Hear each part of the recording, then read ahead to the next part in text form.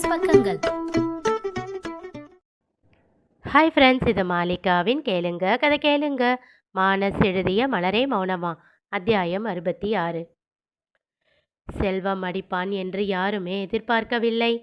ஐயோ என பதறி தீப்தி அவனை தூக்க வர செல்வம் சொடக்கிட்டான். அதில் பயந்து அதே இடத்தில் நின்றாள். சேகரை நெருங்கி அவன் சட்டை காலரை பிடித்து தூக்கி நிறுத்தினான் செல்வம். அவன் உடல் பயத்தில் நடுங்கியது.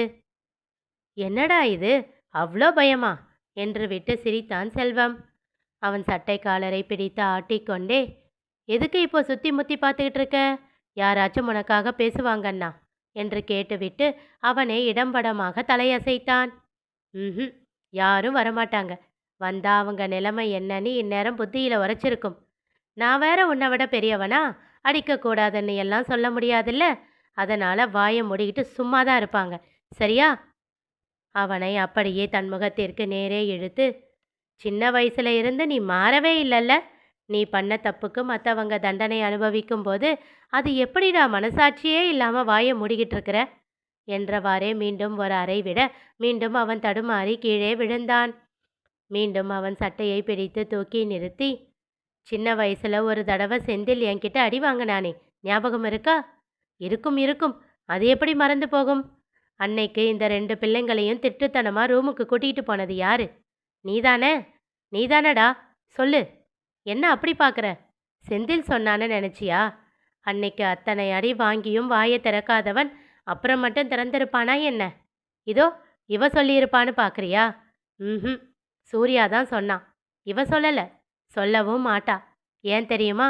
உன்னை பற்றியெல்லாம் பேசுறது கூட பாவம்னு நினைக்கிறா. அதனால தானேடா ஒதுங்கி போனா. மீண்டும் அவன் சட்டை காலரை பிடித்து ஆட்டியபடியே பேச ஆரம்பித்தான். சும்மா போனவளை இழுத்து வச்சு மன்னிப்பு கேட்குறன்ற பேரில் வம்பு பேசி, என்ன குறைச்சி பேசி, அவளை அசிங்கமாக பேசி, எங்கள் வாழ்க்கையை கொச்சப்படுத்தி, அவள் கோபத்தை தூண்டி விட்டு அவளை அடிக்க வச்சு, இப்படி எல்லாத்தையும் பண்ணிட்டு எப்படிடா ஒன்றுமே தெரியாதவ மாதிரி நிற்கிற? 1 மணி நேரமாக அவளை நிற்க வச்சு டார்ச்சர் பண்ணிக்கிட்டு இருக்காங்க. ஐயோ தப்பு நம்ம மேலேயாச்சே அப்படின்னு பயந்து, போனா போகுது விடுங்கன்னு கூட சொல்ல மனசு வரல உனக்கு? முடியாது உன்னால, நீ சொல்ல மாட்ட. ஏன் தெரியுமா என்று கேட்டுவிட்டு கிண்டலாக சிரித்தான். அப்படி என்ன மலர் மேலே சாஃப்ட் கார்னர்னு உன் பொண்டாட்டி கேட்பா இல்லை? அந்த பயம்தானே? அதை கேட்டு திகைத்தாள் தீப்தி. என்னடா தம்பி, தங்க கம்பி, கரெக்டாக சொன்னனா? அடப்போடா, அவ்வளோதான் உங்கள் லவ் எல்லாம். எத்தனை வருஷம் லவ் பண்ணுறோம்ன்றது முக்கியம் இல்லை, எவ்வளோ லவ் பண்ணுறோம்ன்றது தான் முக்கியம். காதல்லாம் என்ன தெரியுமா என்றவன் திரும்பி மலரை ஒரு பார்வை பார்த்தான். 1 மணி நேரமாக நீங்கள் தலைகீழாக நின்று உங்களால் செய்ய வைக்க முடியாததை என் ஒத்த வார்த்தை செய்ய வச்சது பாத்தியா? அது காதல். தன் மேலே தப்பே இல்லாமல் நான் சொன்னதுக்காக உன் முன்னாடி தலை குனிஞ்சு மன்னிப்பு கேட்டாலே அது காதல். நான் தப்பு பண்ணாமல் என்னை ஏன் மாமா மன்னிப்பு கேட்க சொல்கிறேன்னு என்கிட்ட ஒரு வார்த்தை கூட கேட்கல.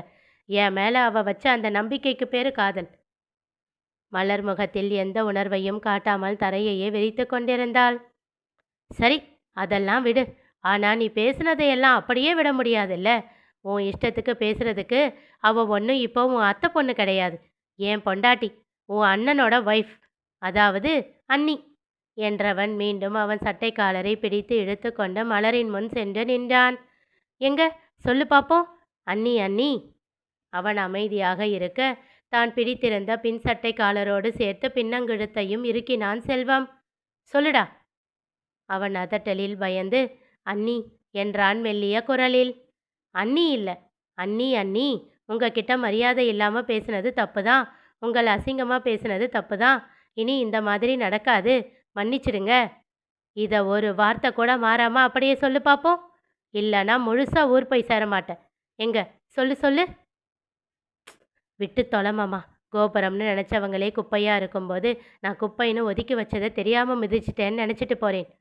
முகத்தில் அருவருப்போடு கூறினாள் மலர். இதையெல்லாம் பார்க்க முடியாத தீப்தி வேகமாக அறைக்கு சென்று விட்டாள். செல்வம், சிவலிங்கம் குரலை உயர்த்தினார். அடுத்த நொடி அருகில் இருந்த நாற்காலியை தூக்கி விசிறி தரையில் அடித்தான் செல்வம். அதில் எல்லோரின் மனமும் உடலும் அதிர்ந்து அடங்கியது. மலர் மட்டும் எந்த அதிர்வையும் காட்டாமல் அப்படியே நின்றாள். சிவலிங்கத்தின் முகத்தில் பலவித உணர்ச்சிகள் மாறி மாறி வந்து போயின. அப்படியே தளர்ந்து தன் சாய்வு நாற்காலியில் அமர்ந்து கண்களை மூடிக்கொண்டார். தங்கமணியோ வாயில் கை வைத்து திகைக்க, அமுதாவும் சண்முகமும் சிலையாக உறைந்து நின்றுவிட்டனர். இதுவரை செல்வத்தை இப்படி பார்த்திராத தளிருக்கு உச்சி முதல் உள்ளங்கால் வரை சிரித்து அடங்கியது. மலர் அவ்விதம் சொல்லிய பிறகு செல்வம் சேகரை விட்டுவிட்டான். கொஞ்ச நேரத்துக்கு என் முன்னாடியே வராத.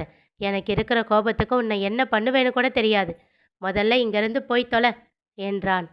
அவன் குனிந்த தலையோட அறைக்கு செல்ல போக ஒரு கையில் குழந்தையும் மறு கையில் பையுமாக வந்து நின்றாள் தீப்தி.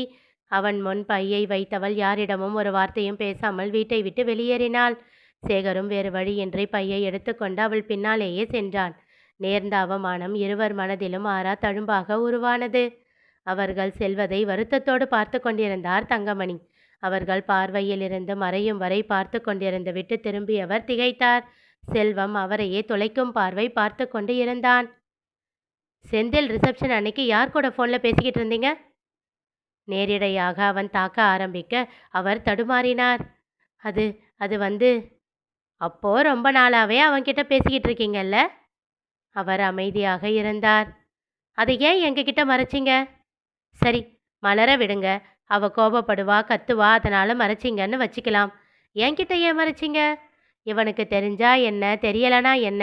இவன் மானம் கெட்டவன் தானே. யார் என்ன பேசினாலும் சுடு சொரணம் இல்லாமல் அதை தாண்டி போறவன் தானே. இப்போ மட்டும் என்ன பண்ணிட போறான் அப்படின்னு நினைச்சிங்களா? ஐயோ செல்வம், ஏன்பா இப்படியெல்லாம் பேசுற? பதட்டத்தோடு கேட்டவரின் விழிகள் நீரை பொழிய தொடங்கின. அவன்கிட்ட பேசுறது சொல்லல, உங்களுக்கு பேரன் வந்தது சொல்லல, அதுக்கெல்லாம் நாங்கள் தேவையில்லை. ஆனால் அந்த பேரனுக்கு செய்ய வேண்டியதெல்லாம் மட்டும் மலர் செஞ்சு அனுப்பணுமா? மனசாட்சி இல்லை உங்களுக்கு? அவன் என்ன இந்த வீட்டு மருமகளா இல்லை வேலைக்காரியா?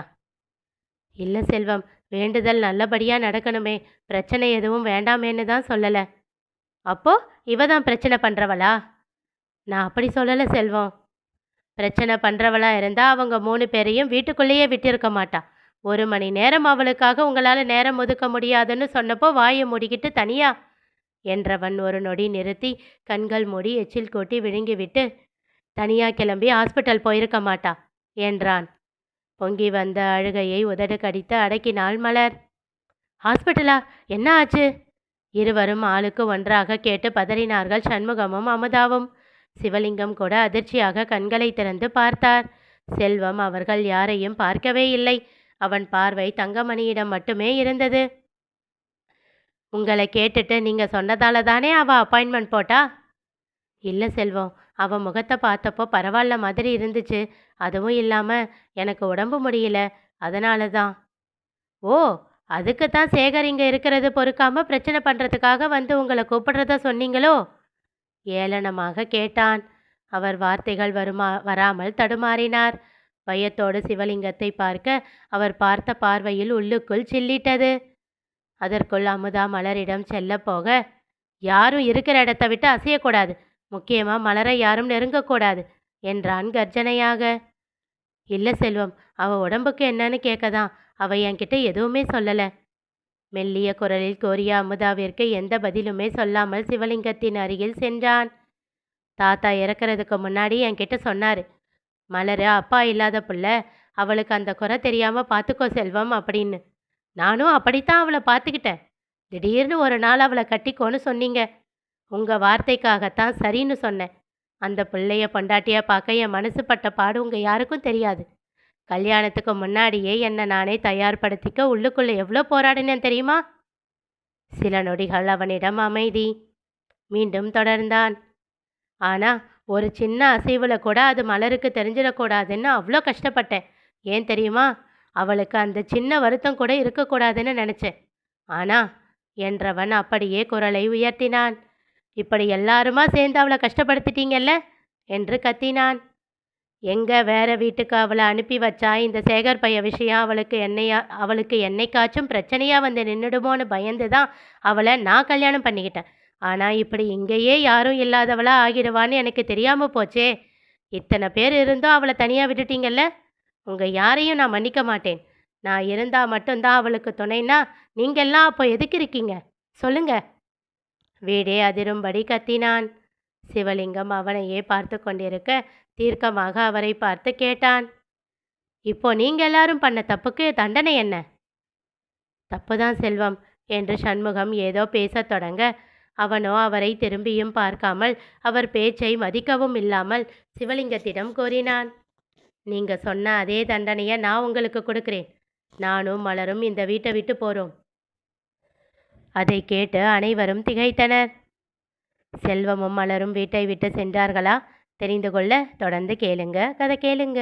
மீண்டும் சந்திப்போம்.